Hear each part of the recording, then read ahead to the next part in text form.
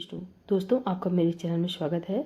आज हम आपके लिए मंगलवार व्रत की पौराणिक कथा लेकर आए हैं। ऋषनगर में केशवदत्त ब्राह्मण अपनी पत्नी अंजलि के साथ रहता था। केशवदत्त के घर में धन संपत्ति की कोई कमी नहीं थी।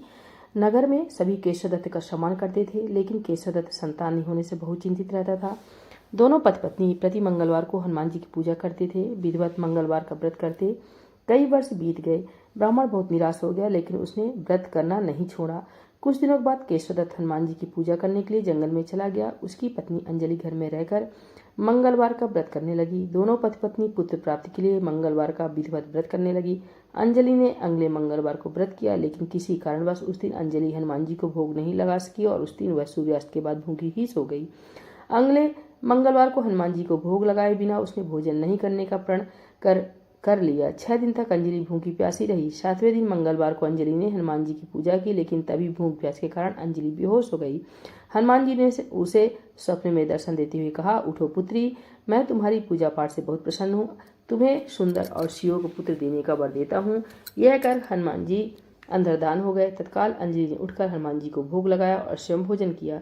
हनुमान जी के अनुकंपा से अंजलि ने एक सुंदर शिशु को जन्म दिया। मंगलवार को जन्म लेने के कारण उस बच्चे के नाम मंगल प्रसाद रखा गया। कुछ दिनों बाद अंजलि का पति केशवदत्त भी लौट आया। उसने मंगल को देखा तो अंजलि से पूछा, यह सुंदर बच्चा किसका है? अंजलि ने खुश होते हुए हनुमान जी के दर्शन देने और पुत्र प्राप्त होने का वरदान देने की सारी कथा सुना दी, लेकिन केशवदत्त को उसकी बातों पर विश्वास नहीं हुआ। उसके मन में पता नहीं कैसे है कलुषित विचार आ गया कि अंजलि ने उसका साथ विश्वासघात किया है। अपने पापों को छिपाने के लिए अंजलि झूठ बोल रही है। केशवदत्त ने उस बच्चे को मार डालने की योजना बनाई। एक दिन केशवदत्त स्नान के लिए कुएं पर गया। मंगल भी उसके साथ था। केशवदत्त ने मौका देखकर मंगल को कुएं में फेंक दिया और घर आकर बहाना बना दिया कि मंगल तो कुएं पर मेरे पास पहुंचा ही नहीं। केशवदत्त के इतना कहने के ठीक बाद मंगल दौड़ता हुआ घर लौट आया। केशवदत्त मंगल को देखकर बुरी तरह हैरान हो उठा।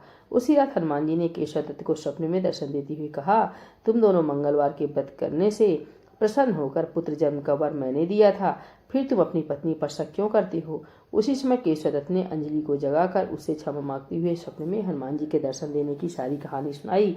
केशवदत्त ने अपने बेटे को हृदय से लगाकर बहुत प्यार किया। उस दिन के बाद सभी आनंद पूर्वक रहने लगे।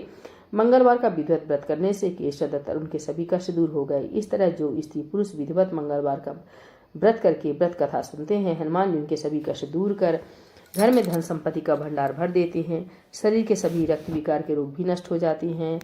तो दोस्तों, भक्तों, प्रेम से बोलिए श्री हनुमान जी स्वामी की जय।